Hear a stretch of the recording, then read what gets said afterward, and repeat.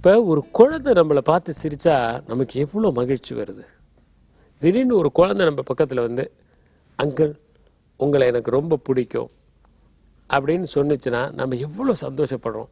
இதே ஒரு பெரியவங்க வந்து உங்களை எனக்கு ரொம்ப பிடிக்குங்க அப்படின்னு கேட்டால் நம்ம சந்தோஷப்படுறதில்லை. அல்லது ஒரு பெரியவங்க நம்மளை பார்த்து சிரித்தா கூட ஒரு பெரிய சந்தோஷம் வரதில்லை. ஆனால் ஒரு குழந்தை வந்து எங்கேயோ போயிட்டுருக்குறோம், அது ஒரு பஸ் ஸ்டாண்டில் நின்றுட்டுருக்கோம், அங்கே ஒருத்தர் குழந்தைய அப்படி தோளில் வச்சுருக்காங்க, அந்த குழந்தை நம்மளை பார்த்து சிரிக்குது. உடனே நமக்கு ஏன் அவ்வளோ சந்தோஷமாக இருக்கு. அந்த குழந்தை நம்மகிட்ட தாவி வருது. அவங்ககிட்ட இருந்து தாவி வந்தவுடனே நமக்கு என்னவோ ஒரு பெரிய உலகமாக சாதனை மாதிரி, ஒரு நோபல் பரிசு கிடைச்ச மாதிரி, ஒரு சாதனை புரிஞ்ச மாதிரி ஒரு மகிழ்ச்சி ஏற்படுது. அது ஏன்? பெரியவங்க சிரிக்கிறாங்க, ரொம்ப பெரிய வசதி உள்ளவங்க சிரிக்கிறாங்க, அதில் ரொம்ப பதவியில் இருக்கிறவங்க சிரிக்கிறாங்க. ஆனால் அந்த சிரிப்பெல்லாம் தராத ஒரு மகிழ்ச்சியை முன்ன பின்ன தெரியாத, அல்லது அது சிரிச்சேன்னா அது ஞாபகத்திலே வச்சுக்க போகுது, நேற்று நான் உங்களை பார்த்து சிரித்த ஞாபகத்திலே வச்சுக்க போகுது கிடையாது. ஆனால் அந்த குழந்தை சிரிக்கும் போது நமக்கு ஏன் அவ்வளோ மகிழ்ச்சி வருது அப்படின்னா அதில் ஒரே ஒரு விஷயம்தான், அது உண்மையானதுங்கிறது தான். இந்த குழந்தை நம்மளை பார்த்து சிரிக்கணும்னு யாருமே கட்டாயப்படுத்த முடியும். யாராவது ஒரு குழந்தைய சிரின்னு கட்டாயப்படுத்த முடியுமா? இப்போ என்னை பார்த்து யாராவது சிரிங்கன்னு கட்டாயப்படுத்த முடியும், நான் சிரிக்கலாம். ஆனால் அது ஒரு போலி சிரிப்பாக இருக்கும். இப்போ நான் வந்து எப்படின்னா இது போலி சிரிப்பு. உண்மையான சிரிப்புனா அந்த சிரிப்பில் அந்த கண்களில் வந்து பியூப்பிள் டைலேட் ஆகணும், இந்த இடத்துல சுருக்கங்கள் வரணும், இந்த இடத்துல சுருக்கங்கள் வரணும், ரெண்டு பக்கமும் ஈக்குவலாக என்னுடைய உதடு பிரியணும், என் கண்களில் ஒரு மலர்ச்சி இருக்கணும், இது எல்லாம் முகமே ஒரு ஒரு பொலிவோட ஒரு ஜொலிக்கணும். அதுதானே ஒரு உண்மையான சிரிப்பு. ஆனால் நாம் வந்து சிரிச்சிடலாம். எத்தனையோ பேர் ஃபோட்டோவுக்கு சிரிக்கணும், எல்லாமே பொய்யான சிரிப்பு, ஒன்று கூட உருப்படியான சிரிப்பு கிடையாது, உண்மையான சிரிப்பே கிடையாது. நீங்கள் நிறைய இடத்துல பார்த்தீங்கன்னா கல்யாண ஃபோட்டோவிலே போலியாக சிரிக்கிறான். அதாங்க அந்த ஒரு டைமாவது உண்மையாக சிரிக்கக்கூடாதா, அப்பயே போலியாக சிரிக்கிறான். ஆனால் ஒரு குழந்தையனுடைய சிரிப்பு பாருங்க, அவ்வளவு இனிமையாக இருக்கிறது காரணம் அது உண்மையான சிரிப்பு, யாருமே வற்புறுத்தாத ஒரு சிரிப்பு அது. இன்னொன்று என்னன்னா அது உள்ளத்திலிருந்து வருது, அது ரிப்பீட்லாம் பண்ண முடியாது. குழந்தை சிரிச்சிச்சு ஃபோட்டோ எடுக்கலாம், இன்னொரு முறை சிரின்னா சிரிக்காது. அது நம்மளை பார்த்து சிரிக்கும் போது உண்மையாகவும் யதார்த்தமாகவும் இதயபூர்வமாகவும் வருகிறதுனால் அந்த சிரிப்பு அழகாக இருக்கிறது. அப்போ எந்த சிரிப்பெல்லாம் இயல்பாக இருக்கோ அதெல்லாம் அழகாக இருக்கு.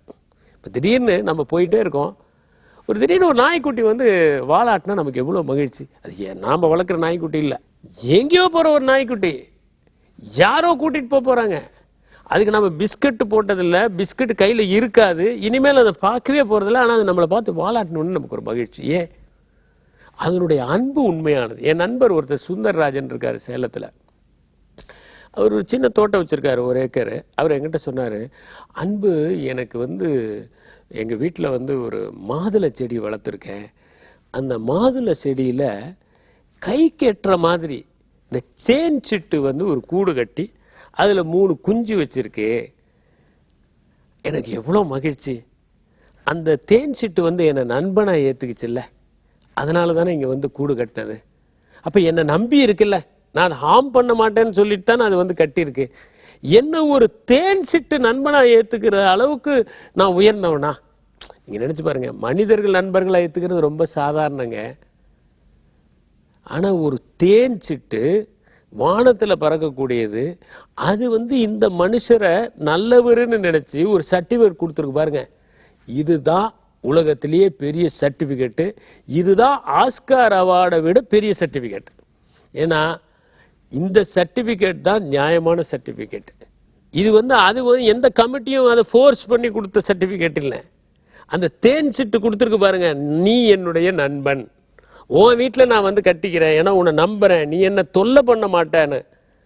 என் நண்பர் ஒருத்தர் வழியில் அன்றைக்கி ஒரு நாள் பேசிட்டு வரும்போது சொன்னார், இந்த முதுமலை பக்கத்தில் ஒரு ரிசார்ட் வச்சுருக்காராம், அந்த இடத்துல கரடிகள்லாம் வருமா, அவ்வளோ ஃப்ரெண்ட்லியாக இருக்குமா. இந்த கரடிகள் அவரை நம்புது. அப்போ குழந்தைகளுடைய சிரிப்பு, தேன் சிட்டுகளுடைய கூடு, கரடிகளுடைய விளையாட்டு, இதெல்லாம் தான் உண்மையிலேயே நம்ம நல்லவங்களா இல்லையா அப்படிங்கிறதுக்கான சார்பு. இதுதான் உண்மையானதும் கூட. இவங்க தான் வந்து ஏதோ ஒரு இன்ட்யூஷனில் நம்மளை பார்த்து சிரிக்கிறாங்க. எதையும் எதிர்பார்க்காமல் நம்மிடம் நட்பு வைத்திருப்பவர்கள் இவர்கள். அதனால் வாழ்க்கையினுடைய மகிழ்ச்சிங்கிறது சின்ன சின்ன விஷயங்கள்ல தான் இருக்குது. ஒரு பெரிய ப்ரைஸ் வாங்குறதுல, நேஷனல் அவார்டு வாங்குறதுல அதெல்லாம் இல்லை. ஒரு குழந்தை சிரிக்கிறதுல, ஒரு குருவி நம்ம வீட்டில் கூடு கட்டுறதுல, ஒரு கரடி நம்ம வீட்டுக்கு தாராளமாக வந்து பழத்தை பறித்து சாப்பிட்றது, இதில் தான் சந்தோஷம் இருக்குது. ஆனால் இதையெல்லாம் விட்டுட்டு நம்ம எதையோ சாதிக்கிற மாதிரி நினச்சி ஒரு மாயையில் இருக்கும் பாருங்க. எவ்வளவு மாயையில் இருக்கோமோ அவ்வளவு தூரம் நம்ம வாழ்க்கையை இழக்கிறோம் என்பதே உண்மை. நன்றி, வணக்கம்.